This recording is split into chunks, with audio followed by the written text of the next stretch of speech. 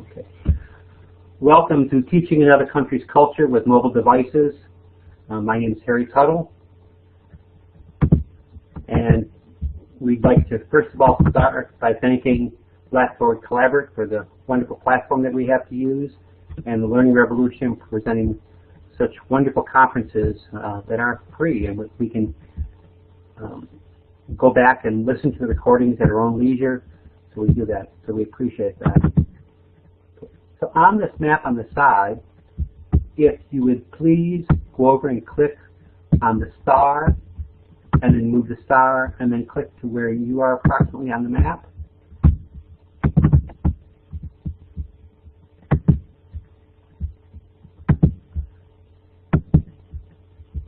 And it should show up.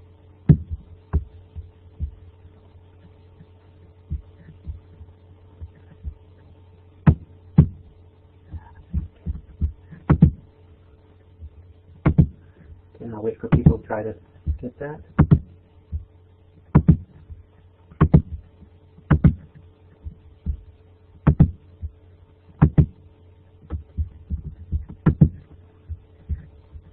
Okay, so we've got some people coming in from Thailand. That's wonderful.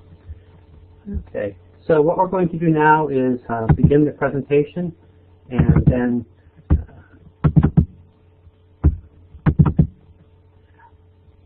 basically I'm going to be talking about numerous things about it. What I'd like to do is, before people start,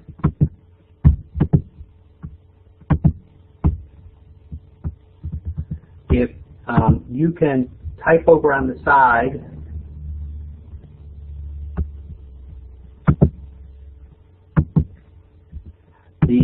your name and where you're from and what you do, I'd appreciate that very much.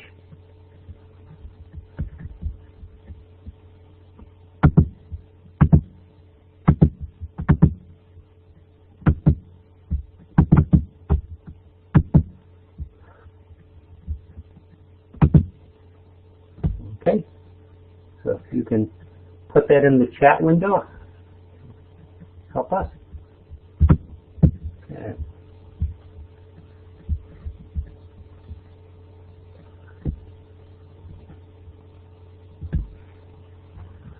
Okay, I'll try to leave awake, but thank you very much. That's the trouble with having these portable mics if they pick up sound. Thank you. Okay, so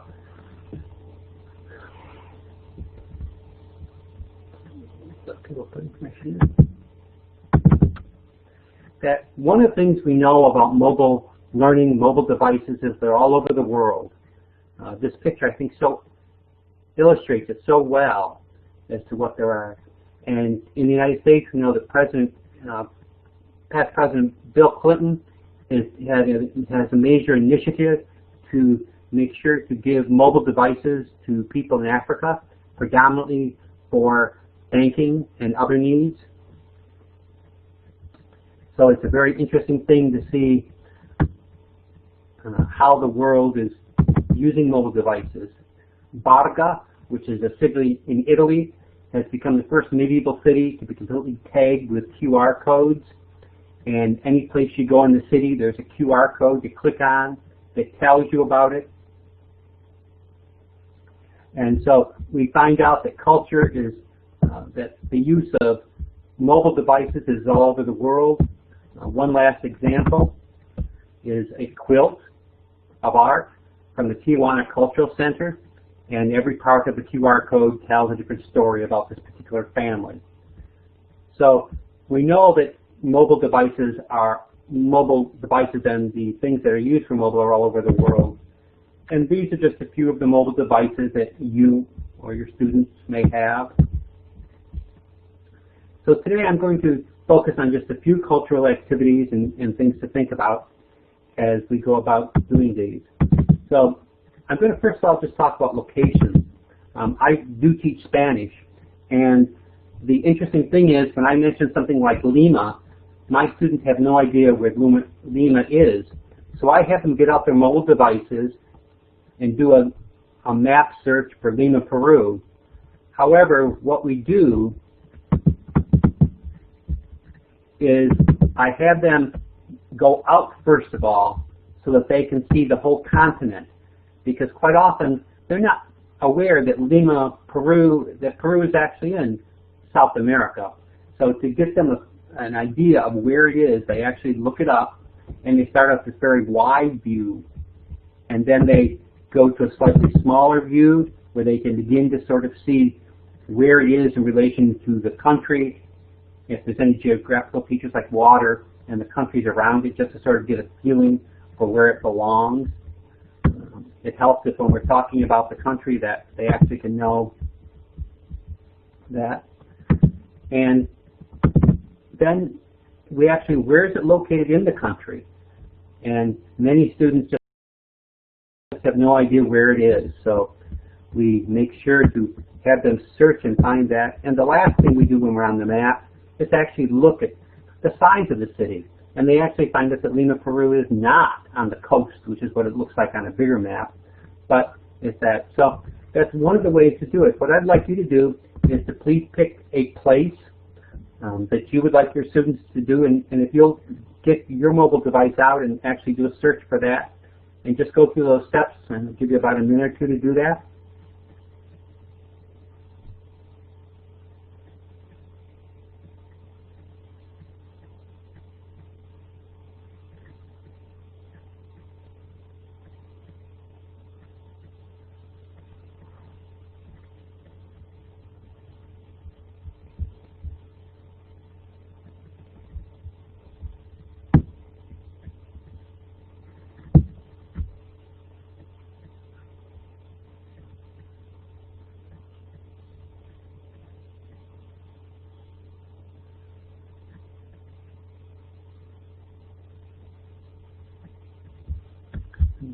And as you can see, it's a relatively easy task.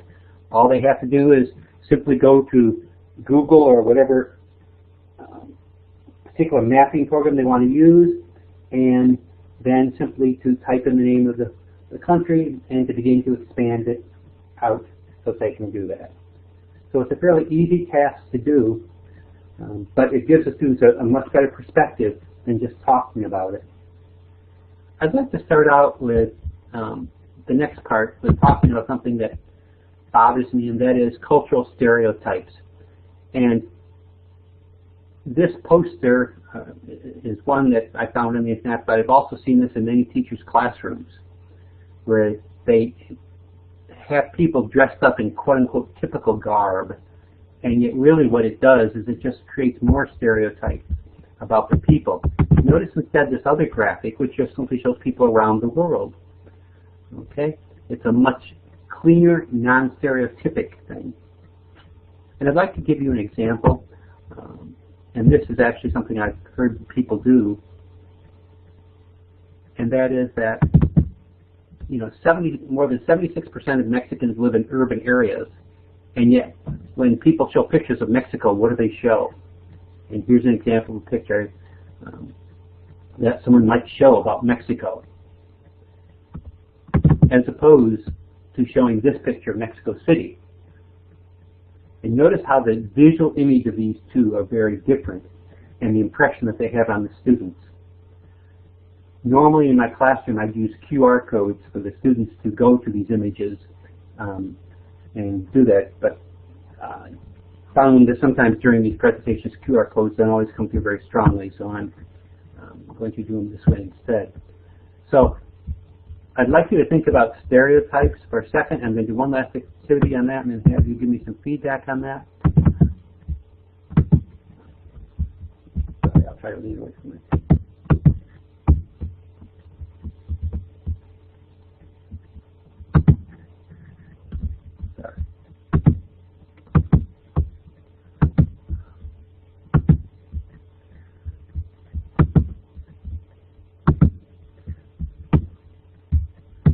Sorry, my machine has begun acting up.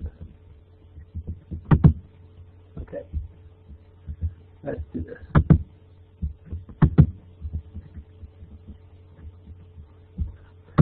So, what I'm going to show you in just a few seconds are some stereotypic comments, and ask you, in fact, to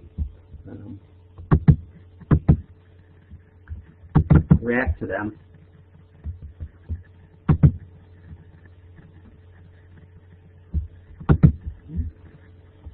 Sorry, I'm having technical difficulty here for some bizarre reason.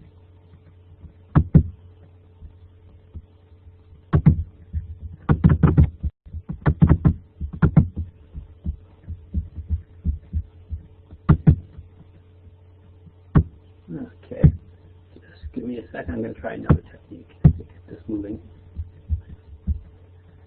But one of the comments are something like, well, we do it this way, but they do it that way, or they're backwards of us.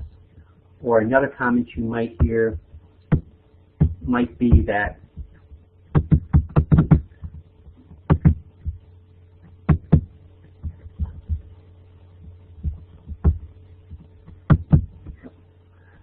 you might also hear people say something to the effect of that they're a poor nation, or they eat something, whatever it may be, that's considered bizarre. Or people may refer to a drug-infested company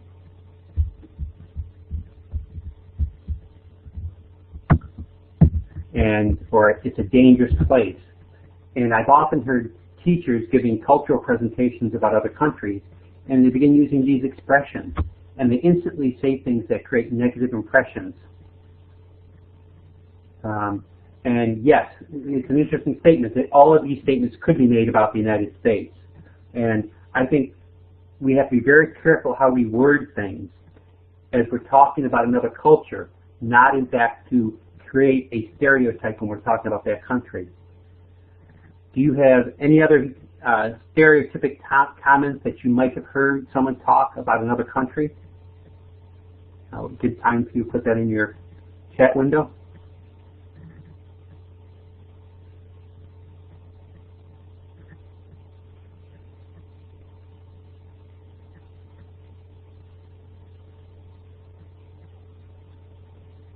Okay. Russian stereotypes, yes. And the hardest thing about this is that it's subtle comments that people make about other people. And late is a good one, in that teachers make these comments about another country, and in fact what they're really doing is presenting the country in a very negative way as opposed to a positive way.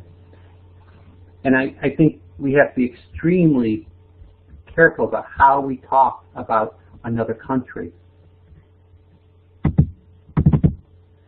And I'm going to be talking about some cultural analysis, and these images are either images that I took or ones available from Flickr.com, which is a great source for photographs, and you can find very current images there. One of the activities that I start with whenever I introduce another country is I show them a picture and then I ask them to tell me what is similar between that picture and our picture. So if you can think about doing that for a second.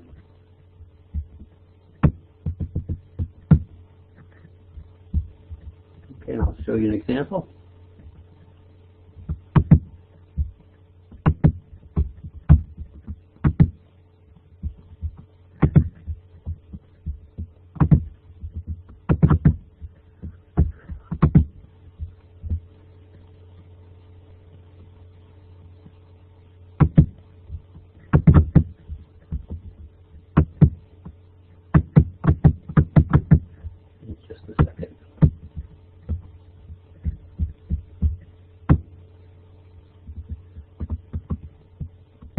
I'm sorry about the keyboard. I'm just having trouble with something else. So we're trying to get everything. I'll try to lean back as I'm doing it. Okay. For some reason, the window that helps me to advance is giving me trouble.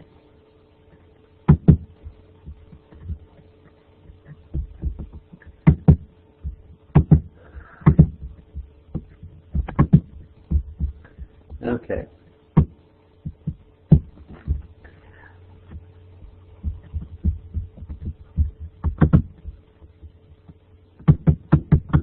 Give me a second, we'll get the...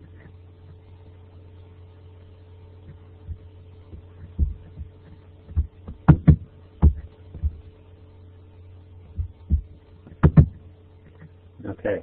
So for example,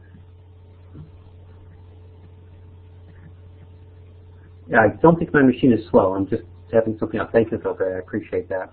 I might start out, for example, by simply showing them this picture and asking them to tell me what are 6 similarities between what they see here and what they might see in their own area. And so I'll let you gentlemen think of what 6 images you can think of, 6 things you think of that are similar between here and what they may see.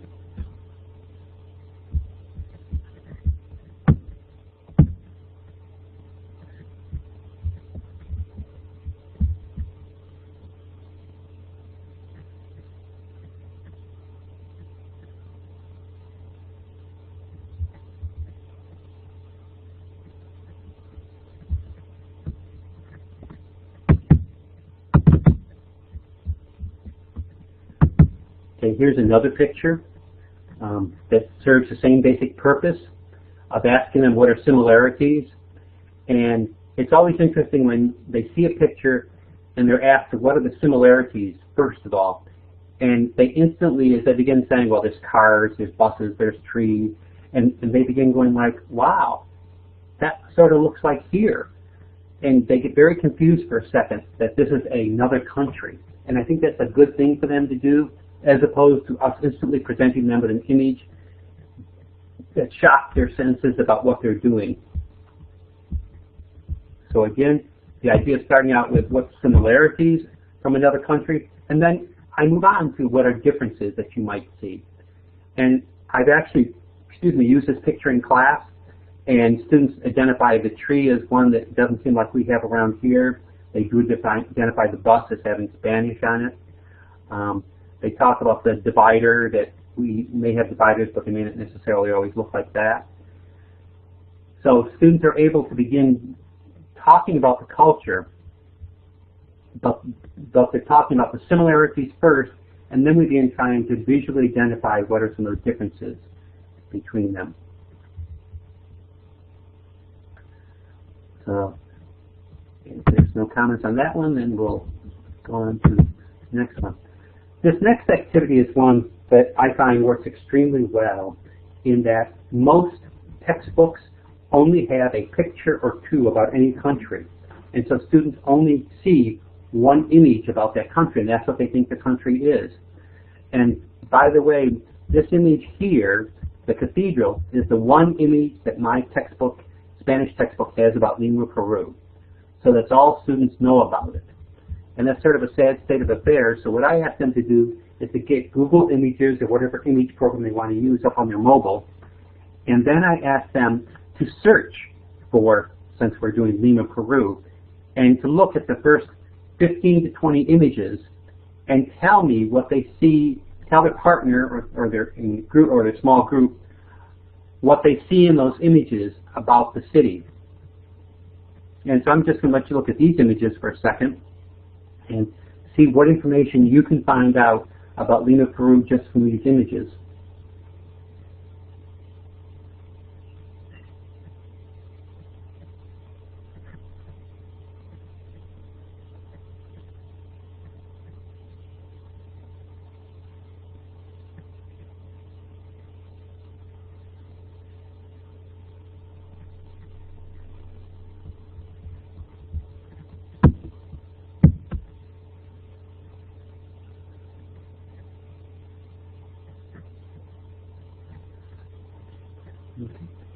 One of the things that this allows us to do is it allows the students to see, in fact, different images, to have different perceptions about something as opposed to just one. And I think that's a very critical thing for our students, because otherwise they get stereotyped. Another activity that I do is I actually have my students in groups of 2. They pick a country from South America, and then they look up sports images for that country. And so what would happen, for example, is that someone would look up these images, and then they'd go through and they'd count what sports do they see, which sport is there the most of, and tell me why you think those sports are there. And if we do that for all of Latin America then and Spain, then my next question is a very simple question to them, and that is, what sport is your top sport? And a group would tell me, for example, that soccer is their top sport. And then I ask them, well, how many of your countries have students, how many of you have that as your sport? And I've done this with middle school kids as well as college students. And these students then, this is obviously after they've learned a vocabulary lesson in Spanish about activities and sports, but they'll say, for example, then I'll say, okay, raise your hand if your group has soccer as its main sport. And so most of the class hands go up, and then I'll say, okay, what's another sport? And they might identify baseball. And then I'd say, okay, raise your hand if baseball is your major sport in your country. And then we ask, what countries are those? And it ends up being that those countries are Caribbean countries, as opposed to the other Spanish-speaking countries where soccer is the primary thing. So it's very intriguing to be able to watch and see cultural analysis come out via pictures. Okay? And so students can also use this to find images to show houses, food, or clothing about a particular country, and that they can see a variety. Sometimes I'll say, show me 5 different houses from the country. And it really helps them to broaden out. So in this culture, I am not concerned about the cultural facts about the country, like its population, etc. I'm more concerned about helping them to have a better understanding of the people and to realize, to feel positively about these other people.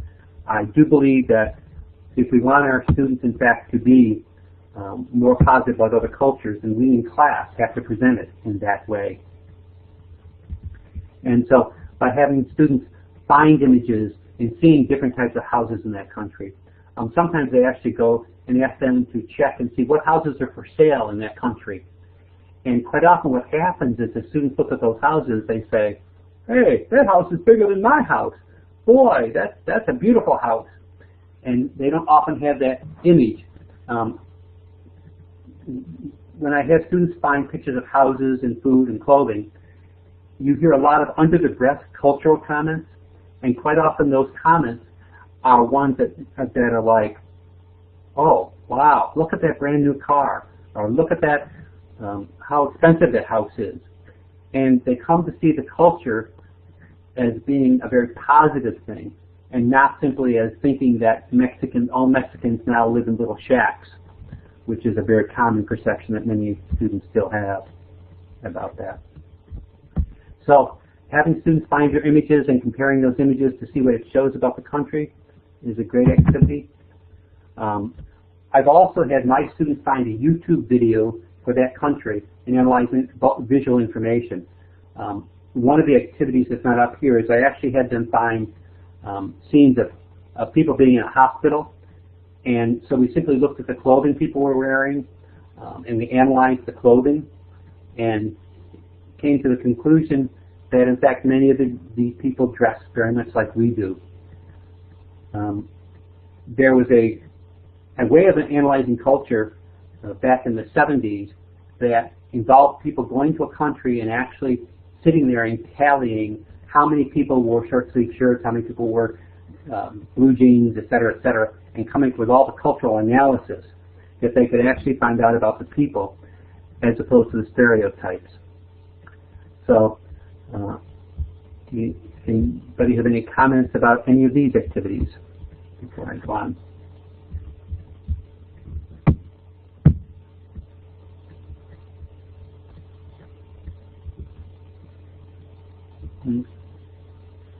Okay, so again, this can be done with middle school students as well as college students. It all depends on how we structure the activity for them. So the next activity I want to show you is analyzing an image. And quite often the problem is that students jump to values or judgments about an image. And we can go through 3 levels of looking at a visual. And the first level is the factual level. What can you actually see in the visual? What can you pinpoint there? The second level is what can you assume based on the visual. And the third, what values? What do you notice as good, bad, any of those emotions about the picture? So for example, a fact, a quick question came up about the YouTubes. So the first time they do the activity with YouTubes, I do pick the YouTubes for them. So that I have one that I really want them to analyze. And it doesn't matter wherever you get your videos from. I think the important thing is using sources that allow you to find fairly up-to-the-date culture from that country. So going back to this example, a fact from this is that there are many vehicles in the picture.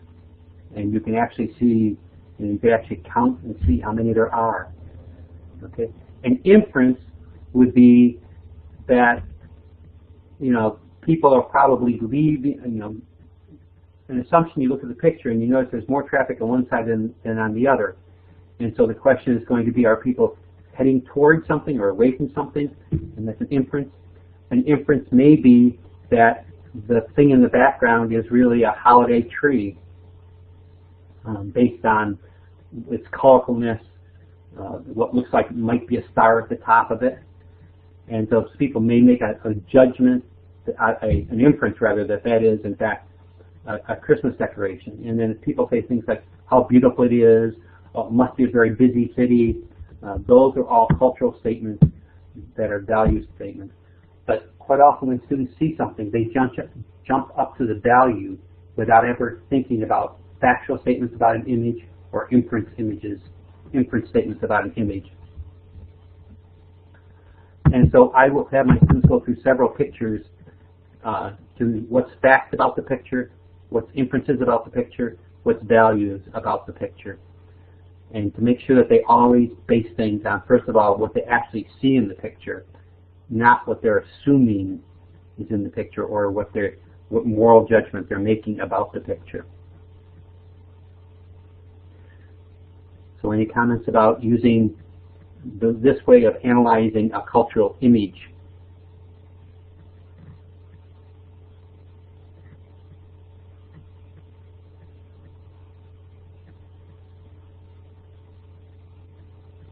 Okay. So the next thing I'm going to do then is to show you another technique, and that's to interview a person about his or her native country and to record it on the mobile device. Since I teach Spanish, I have my students actually interview a native person about something about their culture. It could be about family, could be about the sports they do, could be about food. And they interview a person and they record it on their mobile device, and then the rest of the class is able to see this.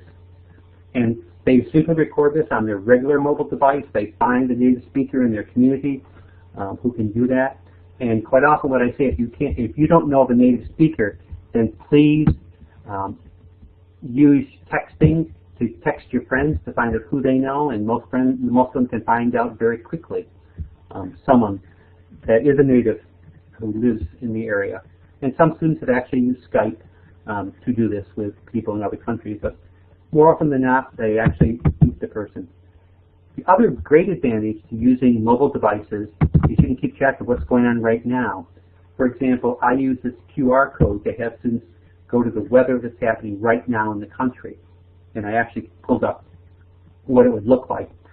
And whenever I do this activity with weather, I ask my students to identify what the temperature is and what the weather is like in various places. And one of the things that always happens is they go, "It's freezing there. Look at all the temperatures in the low 20s." And they don't realize how people actually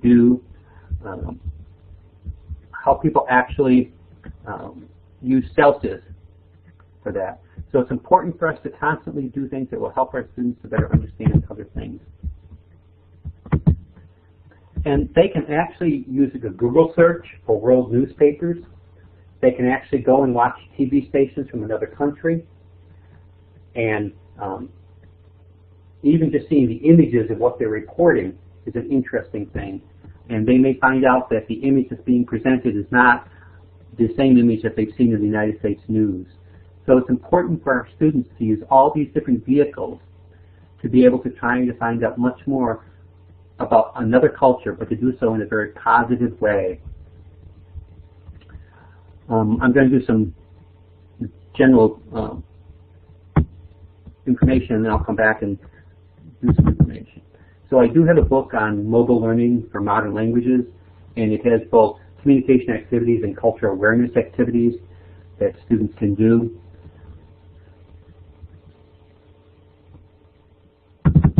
I do also have some speaking activities to help students develop spontaneous speaking in the classroom, and they're available for a minimal amount.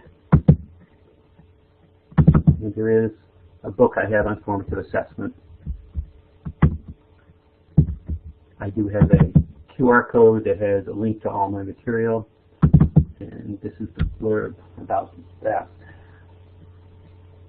So what I'd like you to think about is that as you have your students engage in the culture from another country, are you using cultural images that are going to help them to feel positive about that other culture, that are going to help them to see many diverse things about that other culture, in the sense of not just one image of country, but many different images?